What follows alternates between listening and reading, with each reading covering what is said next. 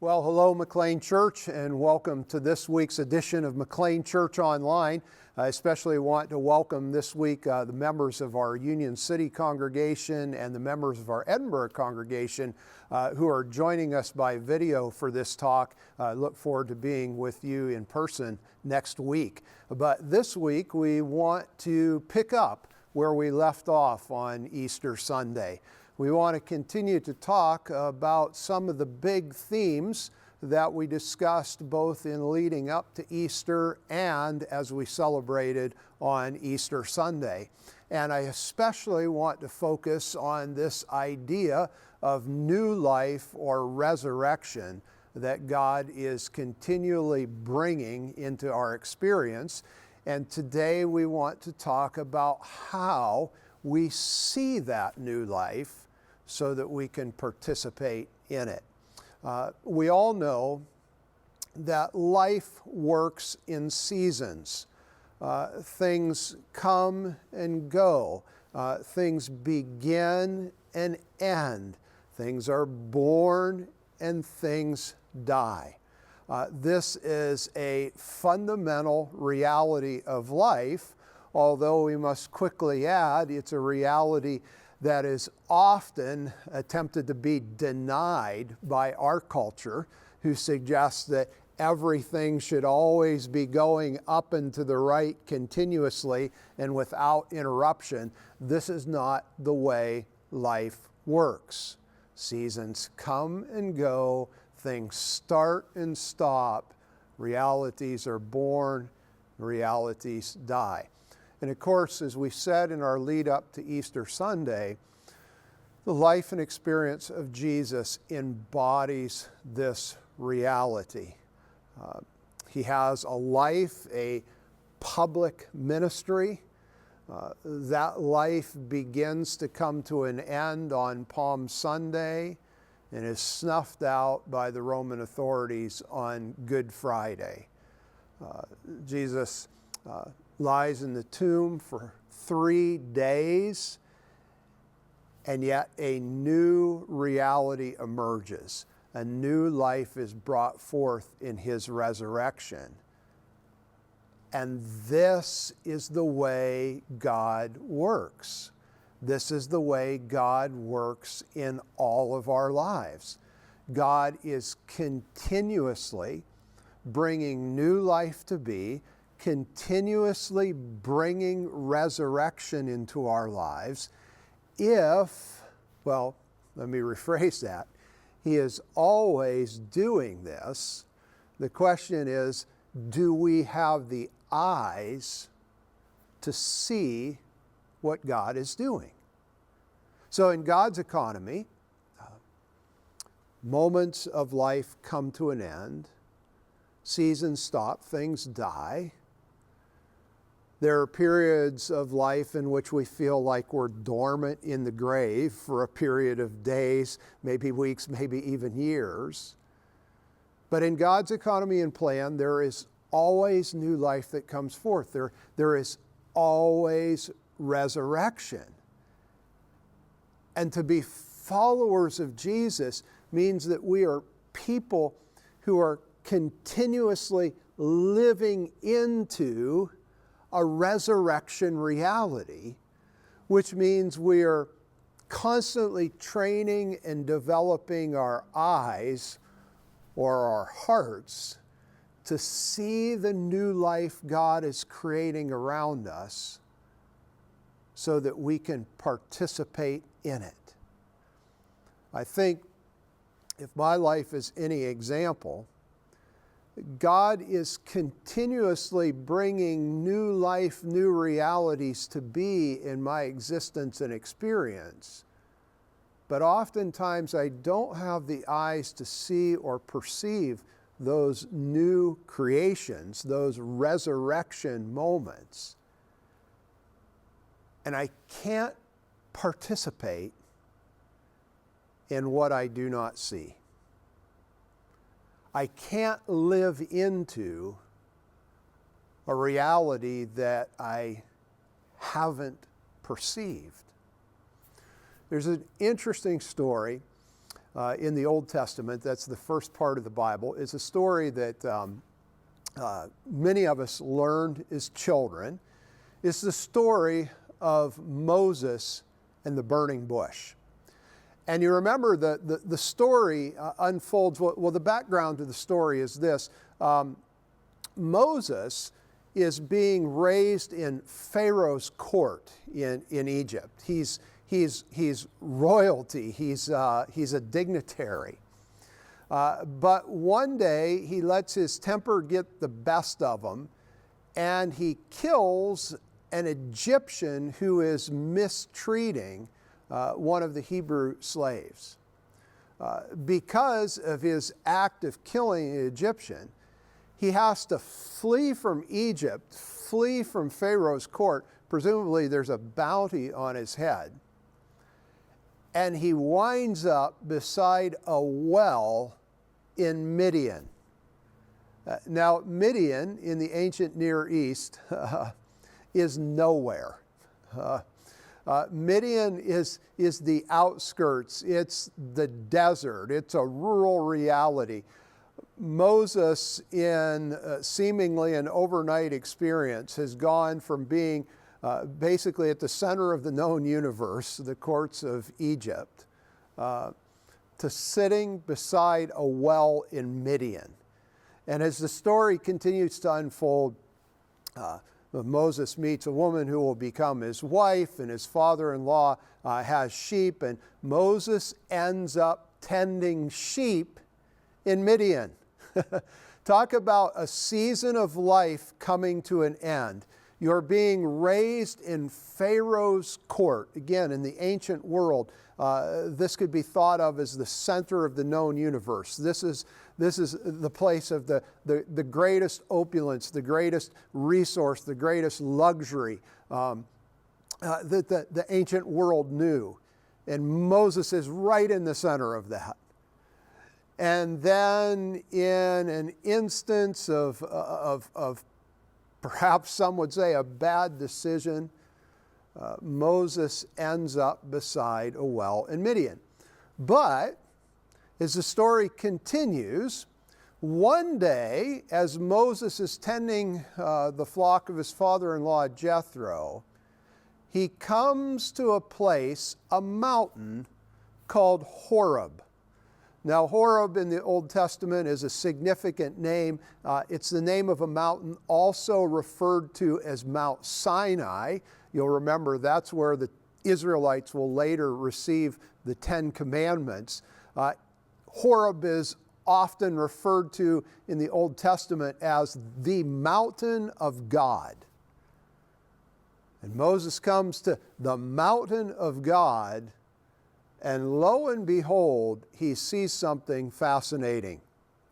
He sees a burning bush. Well, not exactly a burning bush. The text says he sees a bush that is ablaze, that is on fire, but is not consumed.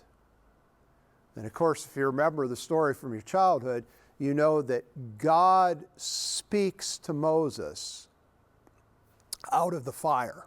He speaks to Moses out of the burning bush. The bush ablaze, but not consumed. That statement is a line by the author, I think, to indicate that for Moses, the bush was on fire. But for others, it just looked like an ordinary bush. Moses saw the bush ablaze with the presence and reality of God. Passers-by saw just a bush. The bush ablaze but not consumed, I think, is this ancient author's way of saying Moses had the eyes to see the reality of God in the bush. To others, it was just an ordinary bush.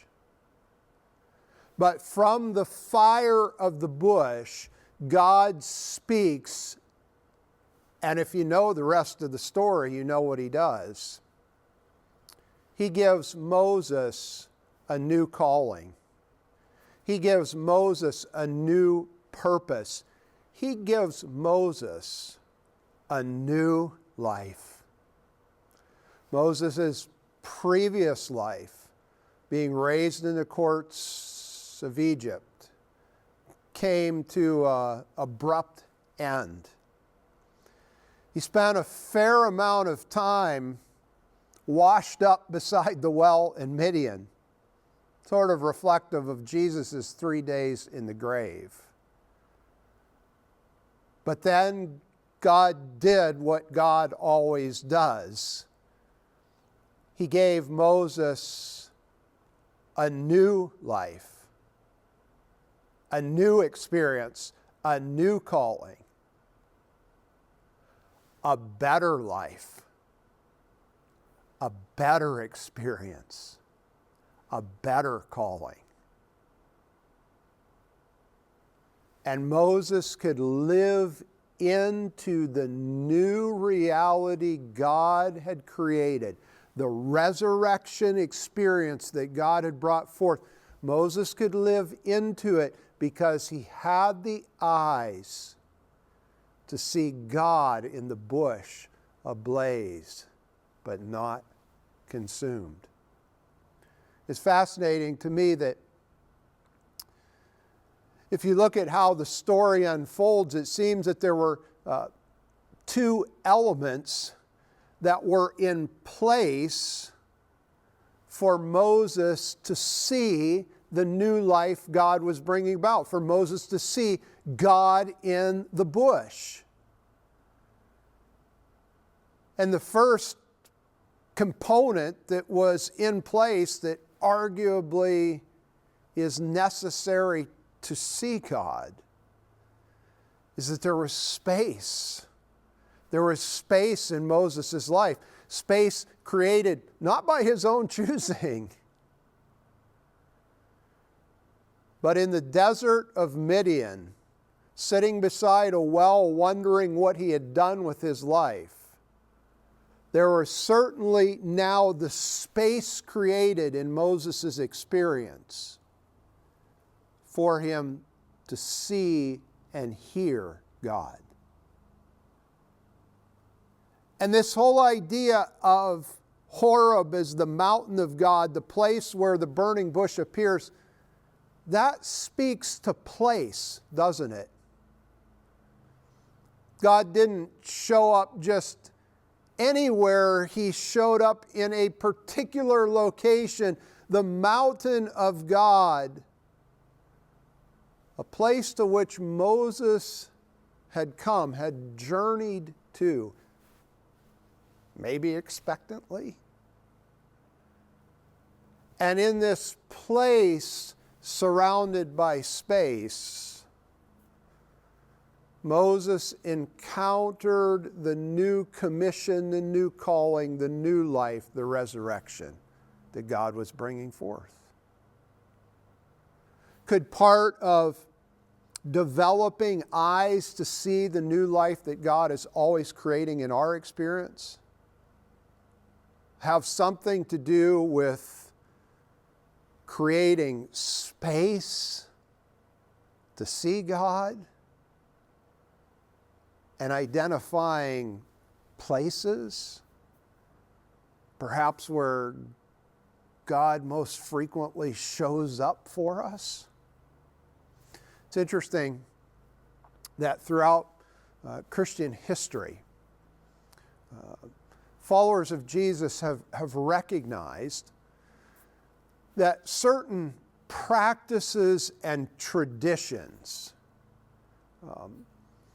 help us develop eyes to see the new realities God is constantly creating.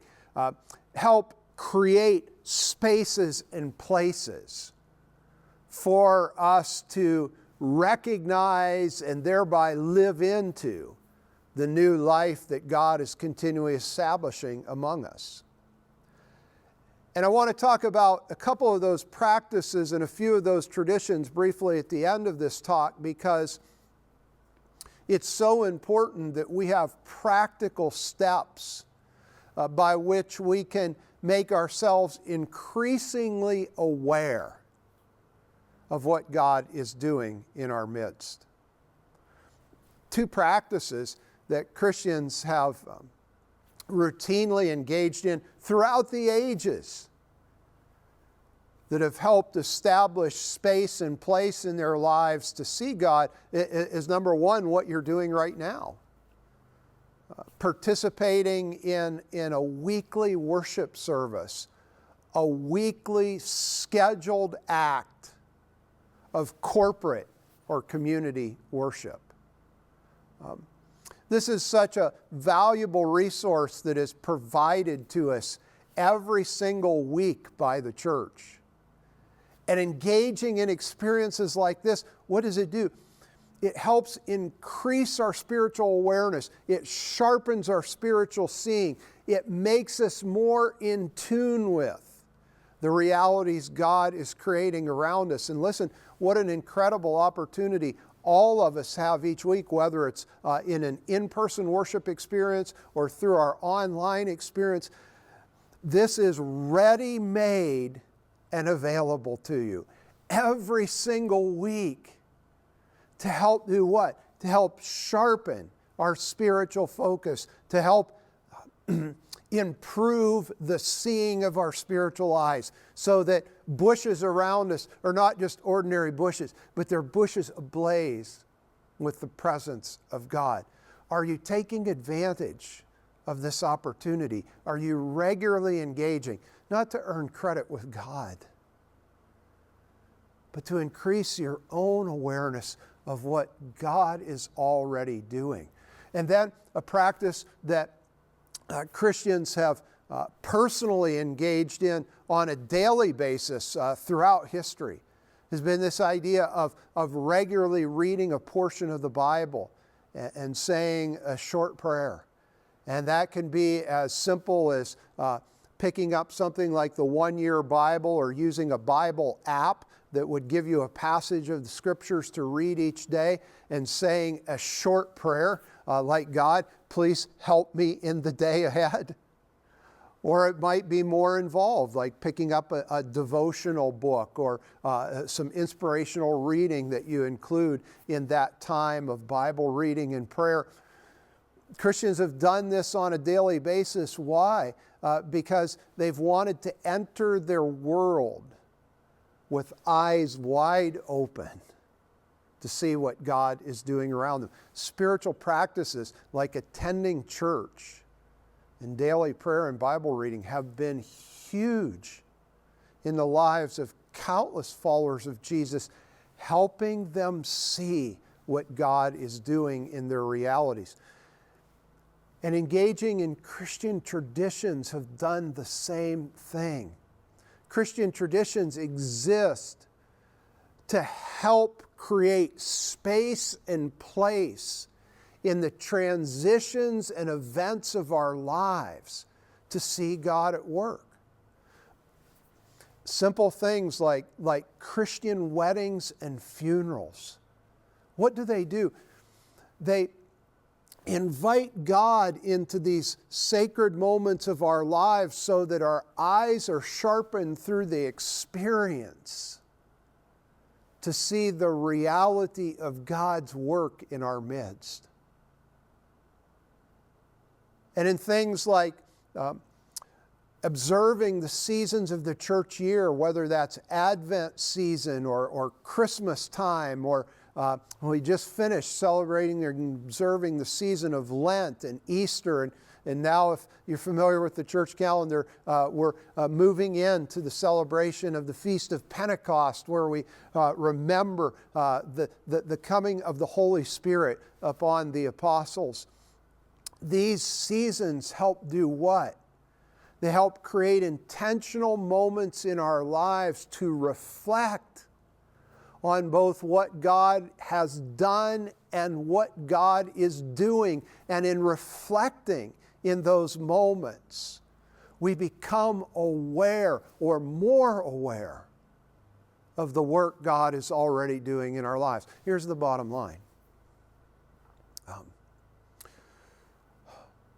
Life is a series of endings. Nothing lasts forever, including life itself. Seasons don't last forever. Success doesn't last forever. Moments of significance don't last forever. Even though our culture tells us they should or will if you do everything right. They don't. But in God's economy and plan, God is always bringing new life, new reality, new experience from the moments or periods of life in which something has died, something has ended, something has stopped. God is always bringing something new from those moments. And yes, it doesn't always appear instantaneously. There's often a period of life in the grave, and that period of time is often very formative and transformative, but there is always, always, always resurrection at the end. And the new life that God is always bringing forth in our lives. Are you ready for this? It is always better and more expansive than what has ended. It's always better and more expansive than what has stopped, than what has come to an end. But the great tragedy is that although God is continuously doing this for us, we so often don't have the eyes to see what God is bringing to be. And because we don't have the eyes to see it, we can't participate in it. Bushes are ablaze all around us, but too often they appear like just ordinary bushes. The great invitation to us all is to sharpen our spiritual seeing, to awaken our spiritual focus, to become more in tune with the realities that God is producing every day in our life and experience. And how do we do that? Spiritual practices and traditions. Engaging in the things that sharpen our seeing. God is always doing something new in our life. Resurrection is happening all around us. Let's live a resurrection way of life by increasing our awareness of what God is continuously doing.